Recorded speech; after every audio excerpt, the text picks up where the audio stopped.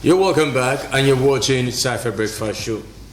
Nigeria's trajectory to political journey and as well a good administration and governance has been questioned by faulty and policy somersault, as well as having willpower to meet the needs and yearnings as well as aspirations of the people.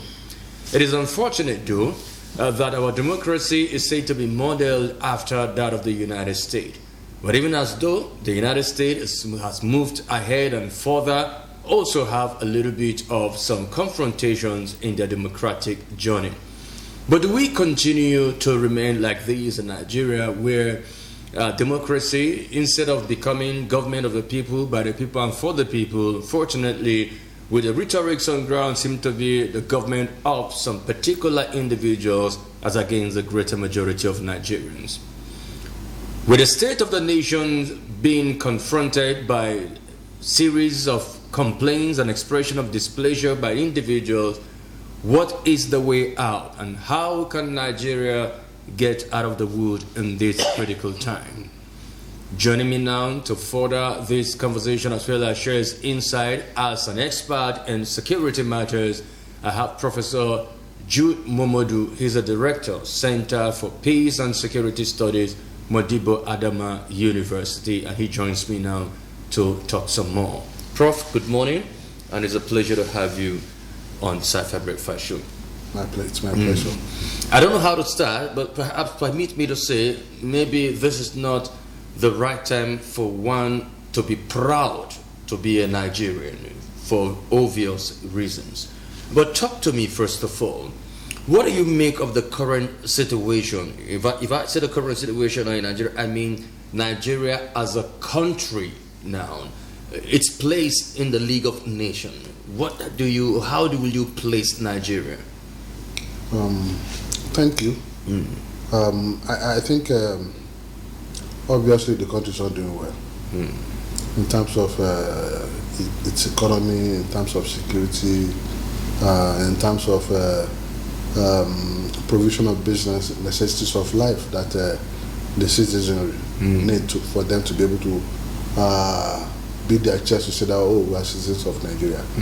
There's so much frustration, discontent out there, occasioned by the hardship in the economy, the ballooning price of food commodities, and the dollar to naira rate exchange also. I think this has not done the country well at all. So Nigeria within the Community of Nations, I think I can say that we are not doing well when you compare the country to other countries. However, I think the economic hardship is a global issue. It's a global issue? Of course, a global issue. Kenya is still having its own fair share of the tax attempt by the government to introduce tax, which has led to very serious protest. Then when the developed countries also, they're also having their own fair share of this global economic shock. But however, I think there are opportunities for Nigeria to come out of these doldrums. There are so much opportunities. If the government is willing to tap into those opportunities and pluck the low-hanging fruits. Again, Nigeria has a comparative advantage in agriculture. So how much of investment are we putting into the agricultural sector? Yes, government do something, but what they are doing, is it enough to be able to transform our cultural sector so that we can be able to provide food for our citizens? Of course, the issue of hunger is so serious that it's a security issue. Indeed. What we call food security.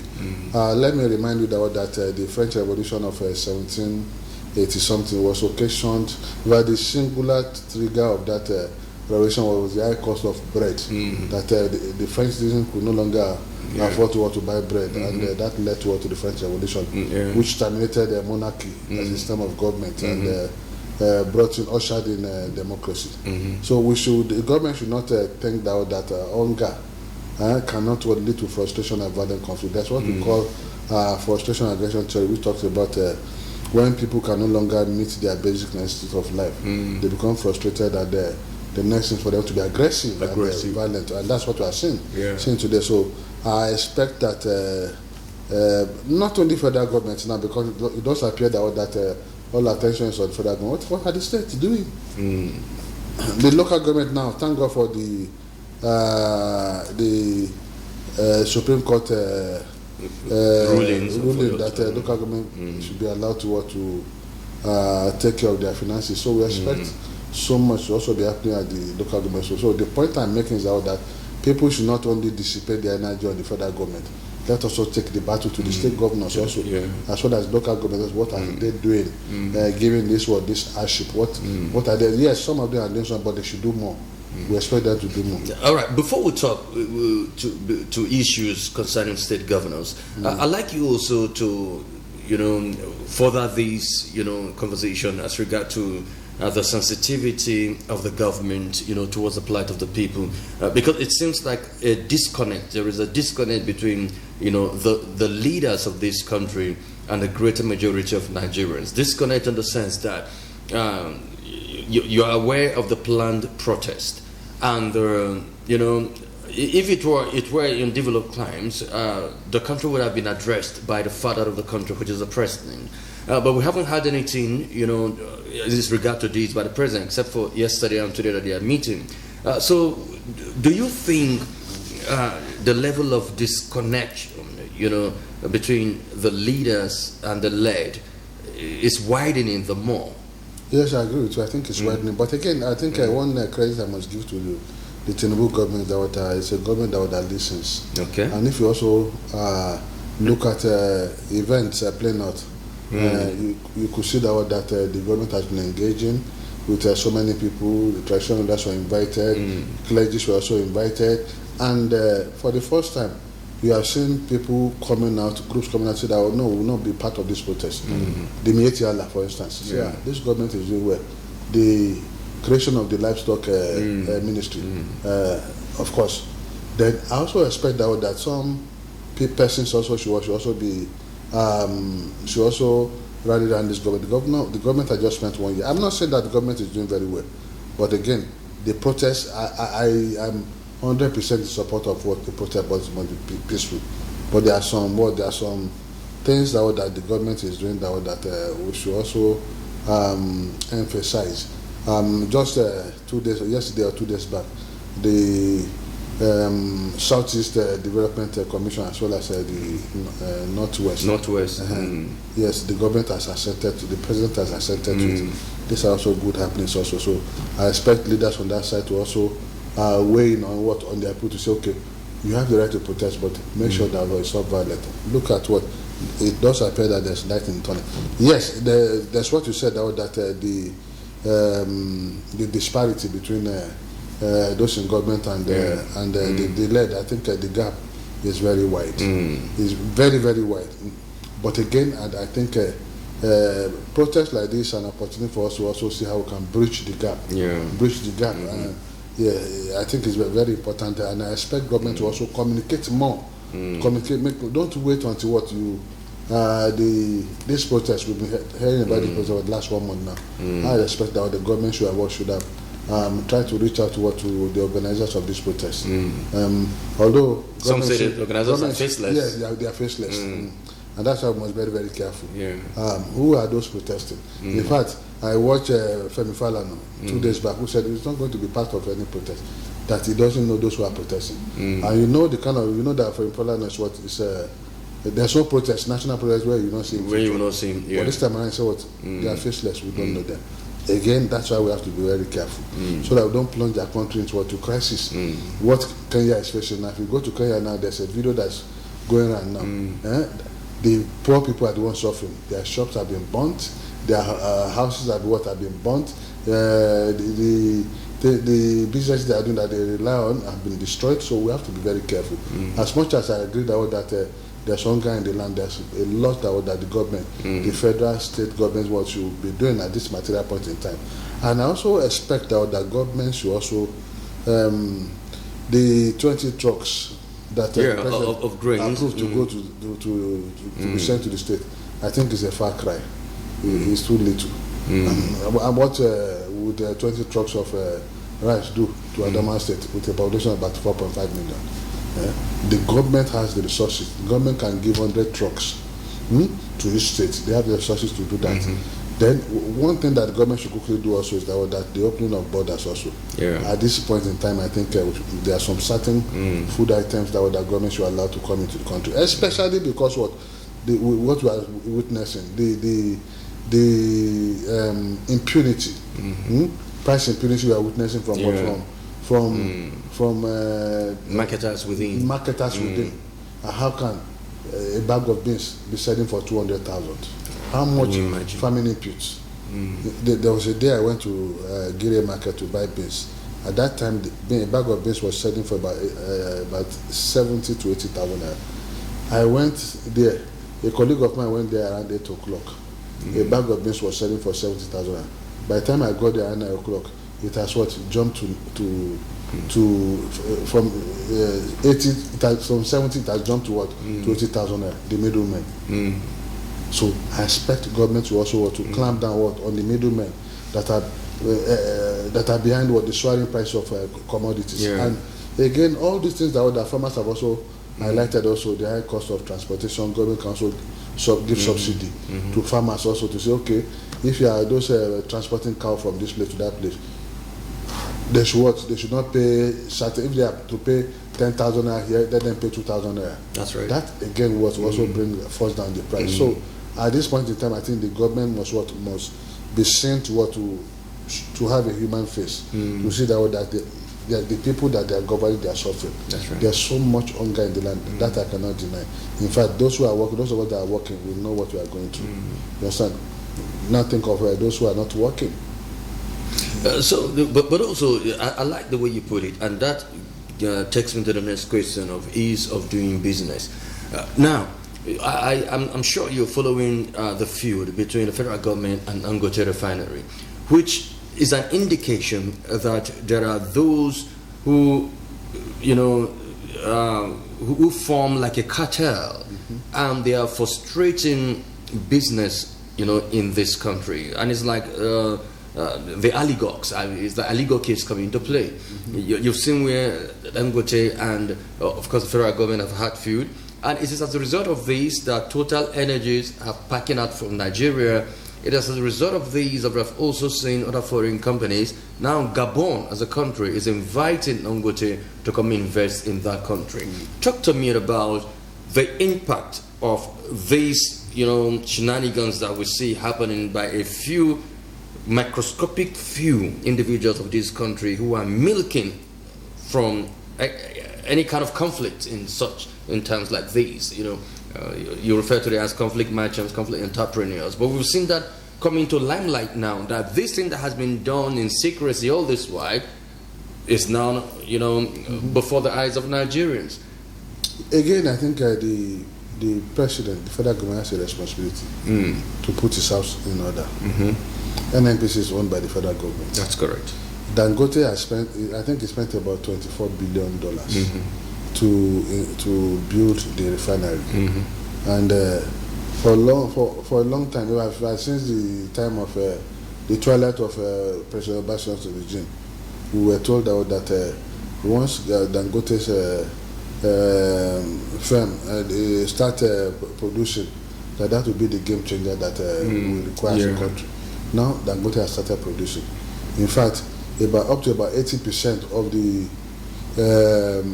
kerosene that aviation oil that is used in Nigeria now is produced by Dangote. DPK. Yes, it's produced by Dangote. That's a huge plus. Indeed, it is. Since that time, you have not heard these airlines complaining about what? Yes. Oil. We knew what was happening before Dangote started producing. And there was a particular aircraft that the fuel they bought was water.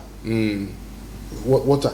I think the president must wake up to his responsibility to sanitize the oil sector, particularly the NNPC. The NNPC one is the corruption in the NNPC is NNPC. With this allegation, what is Kyari Mele still doing there? Government should sanitize that sector. there's no doubt that they are trying to frustrate Dangote. You understand? It's glaring. Because they have been the one monopolizing the market. They are the ones importing fuel, importing all this. Now Dangote has come in as a player, so they are not comfortable.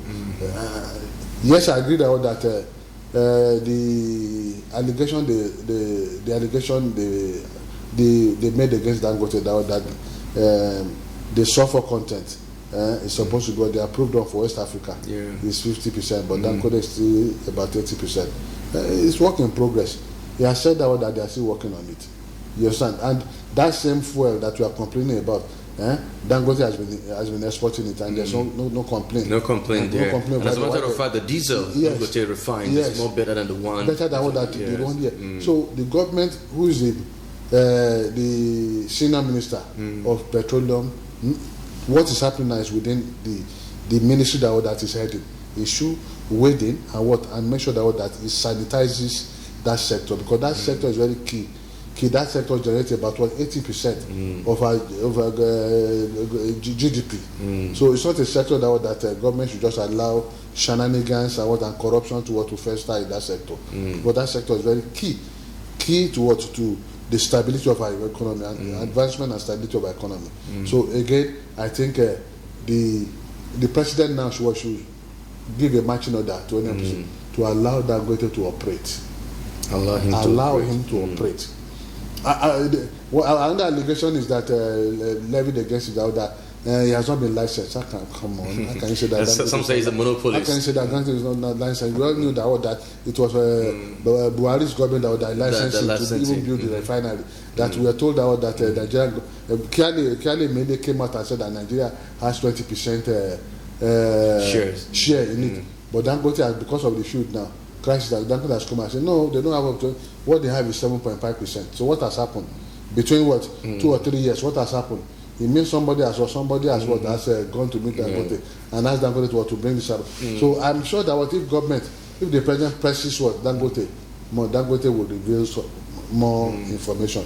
I'm happy that he's talking now, but it should not do the government should not just allow it to stop at the level of just venting our anger and frustration. The government must make sure that it cleanses that sector, because that sector is very tangential to the advancement and growth of our economy. Indeed. But sometimes you begin to wonder whether or not there are individuals who are more stronger and powerful than the institutions, that things of sort will be happening and the president will keep mum and keep mute. It didn't just start with Tinubu's administration. Even during Buhari's administration, we've seen certain things that is glaring and it's not working, is erroneous. But yet, the president isn't as a then and now didn't call them to order. Now, there are reasons why they might be taking up that kind of posture. You know, Nigeria, during election periods, a lot of people bankroll the elections. So some of them might be bankrolled by. But again, I think when we see things happen like this, and we see that there's refusal on the part of the government to act, that is why we have the people, because we are the beneficiary. We are supposed to be the beneficiary. But when the people speak, they are clamped down, upon. Let us continue to speak. For instance, now take a look at what happened on the floor of the House a couple of days ago with Senator Ali Ndume. I know he's of the APC, of the ruling party, and he expresses displeasure over the economy of the country and some little bad governance, by this administration. What happened to him? He was stripped of his position as the chief whip of the National Assembly. Yes. Now, this indeed has depicted that, we are living in a country where nobody has the right to complain, whether you are at the echelon or you are politicians or even you are below the ladder. If you complain, it's a problem. You see, complaints, constructive complaints, is the right of every Nigerian. Now, I was so disgusted about what happened to Ndume, and Nigerians and society bodies are keeping quiet. By now, expected that they should have marched to National Assembly, demanding that is exactly should be what Borno indigents, have done. They have moved to Abuja, protesting for reinstatement. And remember, within the time frame of like 3 months now, thereabout, exactly what happened with Abdul Ningi, even though that of Ningi was said to not have enough evidence, what he said, but it shows clearly that we are living in a country where you dare not criticize the government. Again, I would like to say that it is within the right of every Nigerian to constructively criticize the policy of government. That's correct. You understand? In a situation where somebody offers a criticism and some people are not happy and they come after the person, the people should come to the head of what Ngige. I'm happy that the people of Borno are now in Abuja.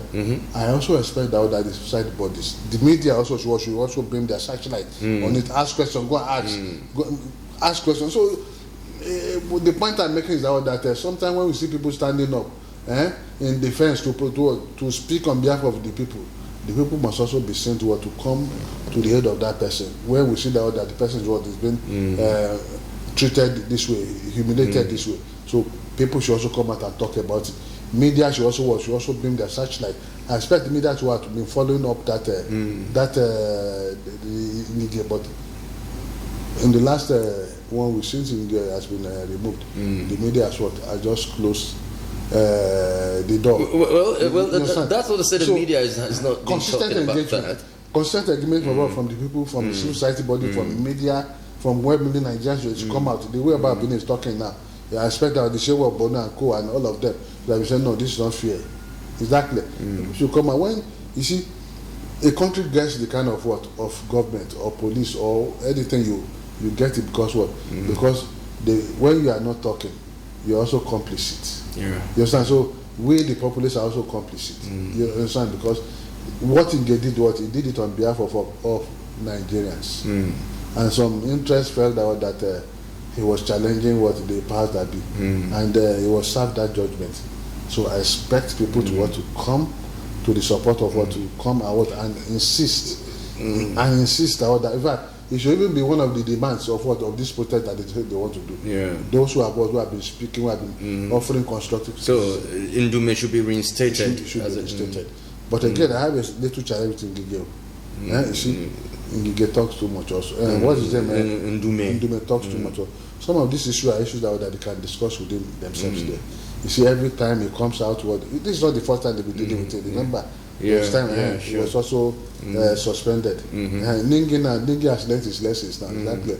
You cannot be operating within a system and every time you are throwing source. But again, what I'm saying is that they themselves, they're also guilty. The money if you know the money these people are collecting, he has been collecting the money also. He has never said that he doesn't want. Labour Party. Now Labour Party, they have Labour Party senators. They have been collecting the same money. And they're not saying anything. The 160 million, all of them are what they have kept with. You see so is it a perfect definition of he that lives in a glass house should not throw stone? If you live in a glass house, you must not throw stone. But you can throw stone. Just make sure that the stone does not crack the glass. So sometimes when you throw stone at glass and the stone is not allowed to crack the glass. Something just hit the glass.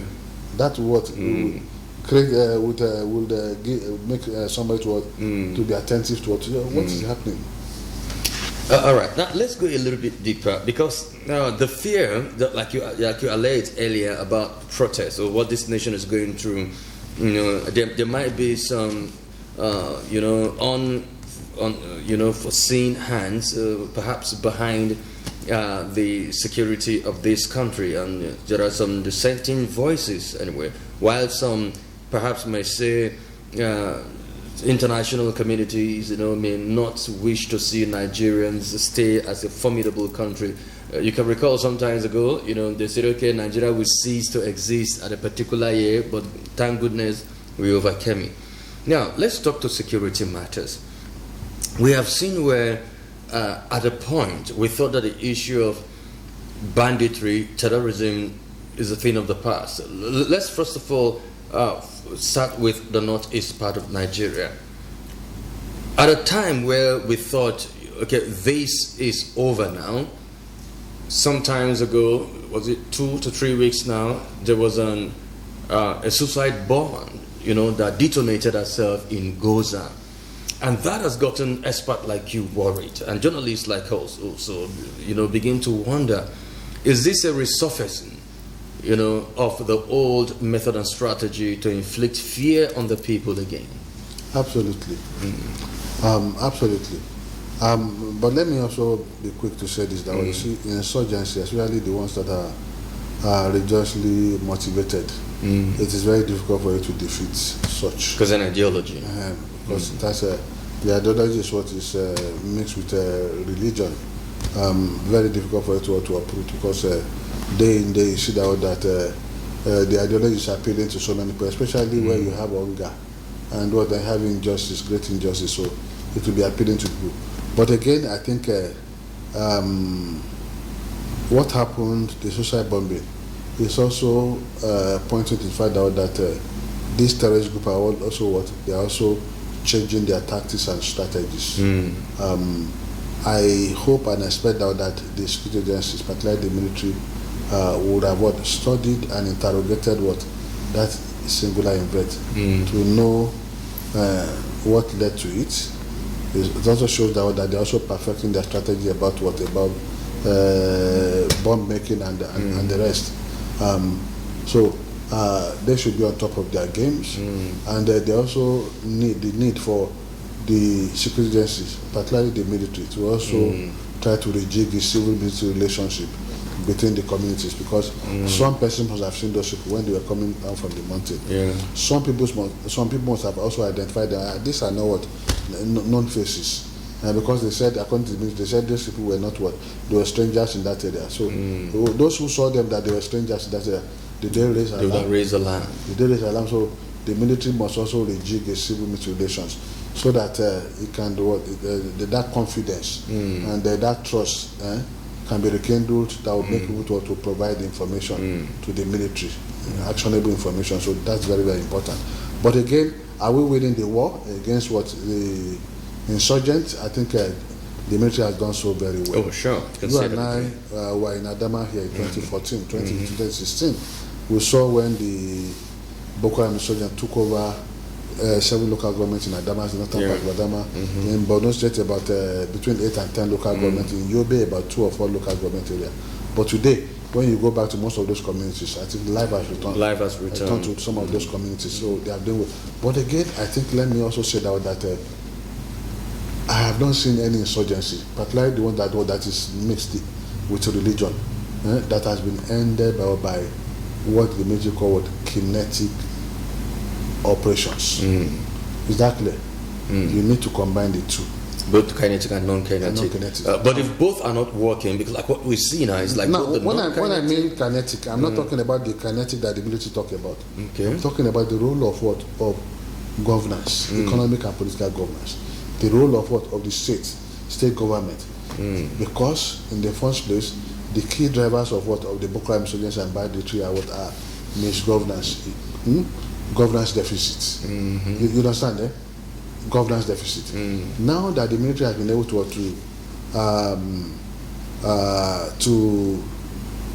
whittle down the power of the insurgent, you understand? So we expect that those who are saddled with the responsibility of providing governance should also play their own part also. If you see, go back to those areas that were attacked by Boko Haram, you see that there are no strong presence of government, no school, no health center. Exactly. People are poor in those areas, and that's why it's important. It's very easy for ISWAP, for instance, to now begin to provide governance in those areas. When you go to areas controlled by Islam is is providing governance, providing healthcare, providing security so much that in those areas controlled by ISWAP, no crime, no criminality, no cattle rustling. Is that they even give cash support to their people? They have trained midwives that are helping people who are pregnant to give back. These are things that the government ought to have done, that the government is not doing, that ISWAP is not doing, that's not making ISWAP appealing to the people in those communities. So point being made out that the military operation has reached is zenith. So the people started with political and economic governance should now play their role in terms of providing dividends of democracy to the people and ensuring that there's active government presence in areas that for a long time that they have abandoned. There's something like ungoverned spaces. Is that clear? If people say ungoverned spaces, those spaces that you think that they are ungoverned, they are alternative governed by terrorists. By non-state armed group. That's what we are saying today. Areas that the government, the state, the local government, the federal government has refused to provide active governance there. Those areas have been taken over by bandits, by Boko Haram, by IPOB, and by other non-state violent non-state armed groups. So it's important now that those saddled with what the responsibility of providing governance ensure that the governance vacuum created in those areas are plugged immediately, so that we don't allow non-state armed actors to come and take over those voids and begin to threaten lives. I understand your submissions when you talk about both the kinetic approach and the non-kinetic approach. But of course, there is more to do, to uphold this kinetic approach. And let me take you back to some time ago when the United Arab Emirates, told Nigerians that they have a list of financiers of terrorism in Nigeria. And ever since this list, given to Nigeria, we have not seen or heard the arrest of any of these financiers, or just maybe one. And perhaps, the prosecution is classified. We may not know about that.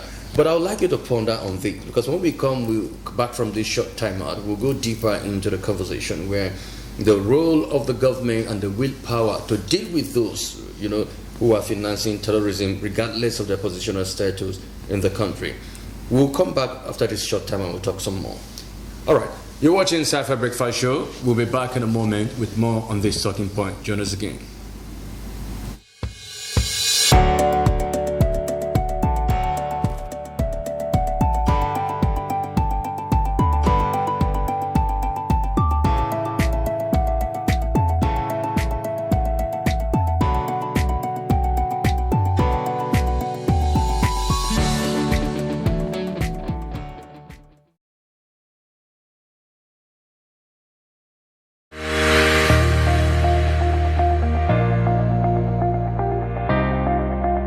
Every day, we are exposed to a variety of information from the larger society and on social media. How credible are such messages? Nobody loves to be deceived. Nobody wants to be fooled. Stop the creation and spread of fake news. Don't be in a hurry to share messages. Verify facts and source before spreading. Fake news is harmful.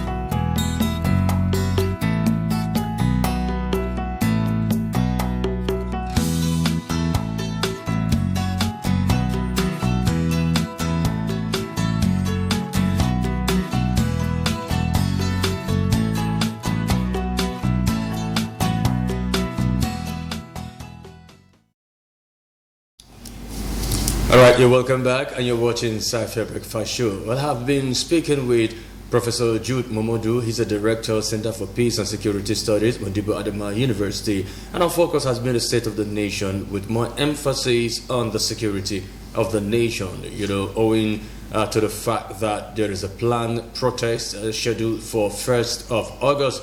But the position the federal government has taken is indeed dousing the tension, and that is what both religious leaders, security analysts, as well as politicians, governors are calling on Nigeria youth to shield their sword.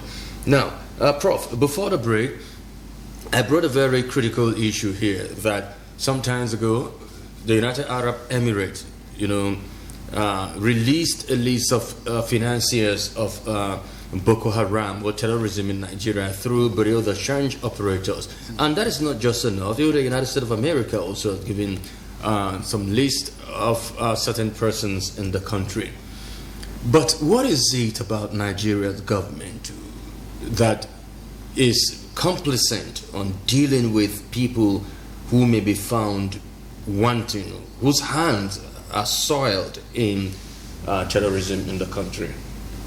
I think the political will is not there. Again, I think those in government always like to tread with caution, so that they will not create tension, because you want to pick this person, and the person is from a particular area of the country. Before you know it to be politicized, they say no, you are on the basis of religion or ethnicity or origin. But again, I think to me, I think that is it's not right. If you have been provided with intelligence, the list of those who are sponsoring terrorism, the onus now lies on the government to investigate, to find out whether these people are actually involved in terrorism, and the necessary legal action should be taken against them. That's right. I'm aware that the current government, they are currently trying to institute legal action against Boko Haram members that have been kept for years. Yeah, about 300 of them. Yes, in Niger State. I think that's the way to go. They must be prosecuted. These people that have killed so many people. Prosecute them, and anyone of them that's found guilty, if they're to pay, to be served with the jail sentence or death sentence, death penalty, let them be served, so that others can also learn. I was in Cameroon early this year, and one of ours was telling me, sir, we've been listening to what Sheikh Gumi has been saying, the way he has been threatening the government, that if that Sheikh Gumi is in Cameroon here, if he dare make such a statement in Cameroon, that same day will be picked up. He said, we don't know what's happening to your country. And you begin to wonder. Yes, because the state in Cameroon does not tolerate any attempt to want to undermine the security of the state. But here in Nigeria, people will just make any comment and then nothing will happen. And it's not good for our state. It's that clear. It's not good for the Nigerian state at all. We all hear when Kanu was threatening fire and brimstone, abusing everybody, calling Buhari Jibril of Sudan, and so many insults poured on so many Nigerians. But today it's there, and people are saying, no, set him free. But he was not restrained then. But I'm happy that he has what. I wanted to get to that. Yes, he has been incarcerated. But then I think now that Kanu is showing some maturity, remorse for his action, but his action has led to the death of so many people. I think the government should come up with resort to political solution, especially now that the leaders of the Southeast are now asking that it should be it should be set free. But again, where were the leaders of the Southeast when Kanu was misbehaving, threatening everybody? Brimstone. Maybe because calling Nigeria a zoo. The day restrained. Maybe because it was also a threat to them, and everybody was afraid of his life. People should talk. You shouldn't be afraid. François said that the only thing that somebody should fear is what? Is fear. Is that clear? It's fear. Death comes once. You understand? But that should not say that we should not caution. Is that when you see somebody who is misbehaving, the leaders of that area reserve the right to caution him. But this person in question has indeed his actions and inaction has destabilized the southeastern part of Nigeria. But also there are experts who are looking, from a pinhole camera and they say, okay, well, let's try and give this man freedom. Whether the innocent citizens of the southeast will breathe a relief, all these sit-at-home issues and the rest might be a thing of the past. But don't you think it's okay? Let's give him a trial since he's becoming a little bit remorseful now. At a point, he was against Samuel Ekpa that is in Finland. So there is a little iota of being remorseful over his actions before now. Yes, I can also see that. And that's why I'm saying that the best solution to Kanu's case was a political solution. But again, who are the people that will come and stand for Kanu? Because there has to be guarantees to say, okay, if this man is set free, he must not go back and regroup again. That's right. And begin to threaten the Nigerian state.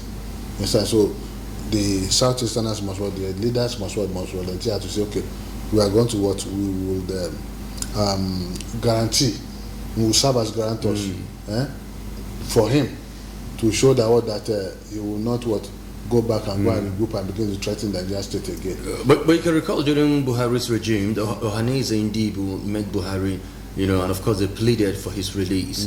And then the late leader, who died not quite long, of course, was also the one who spearheaded the group. But unfortunately, Buhari's regime came and left without anything done about that. If you were Buhari, you do the same. Do the same thing. Well, the insult to experiment whether if these attacks on innocent Nigerians that happen in the Southeast is as a result of the incarceration of Nnamdi Kanu, let's try to experiment, release him, and see whether these attacks will continue. But what I'm saying is that if you were in Buhari's shoes and you knew how Nnamdi Kanu threatened your government, abused you, called you different names, Jubilee of Sudan, that you are dead, this and that, will you allow him to go?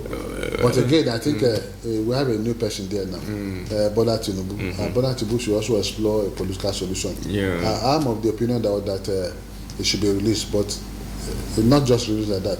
He must be able to. There must be people that will guarantee what is released, stand as guarantors, and it must also be made to sign an undertaking that if he is released and he goes back to go and regroup again, anything that happens to him, we should just watch. So do you think it's okay, since you said there has to be a political solution to this issue?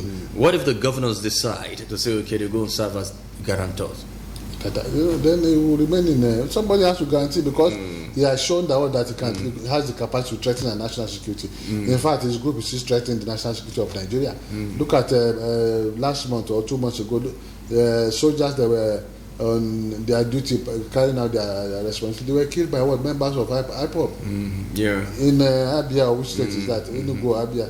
So his group, they are still threatening the territorial integrity of Nigeria, the national security of Nigeria.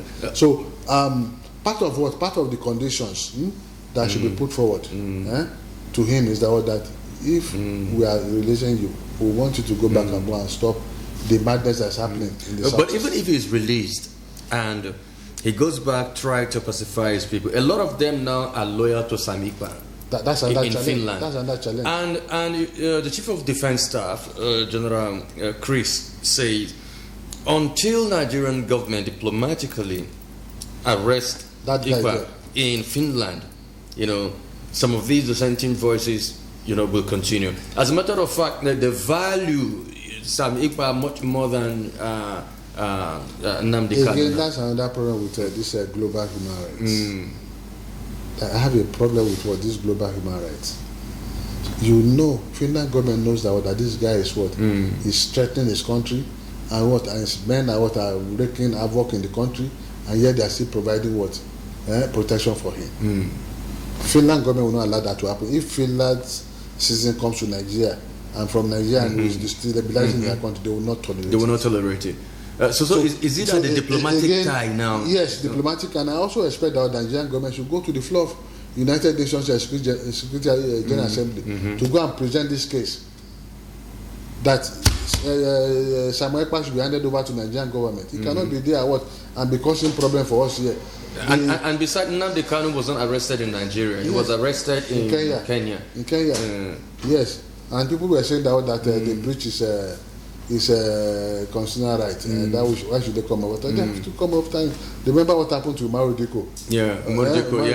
After he stole money and he ran, and they went and brought him back. I think they succeed. I can't remember whether they succeed. Now they repatriated him, on a flight. Even though that was a different scenario, but what is good for the goose is also good for the gander. Again, you see, that is why we must be very careful. Nnamdi Kanu was one who ignited the fire. Today it may not be in control again. Remember, Yusuf ignited the fire of Boko Haram. And it's no more today. It's no more today, but some people are still carrying out. Yes, and they are still carrying out his ideology and wreaking havoc and mayhem here and there.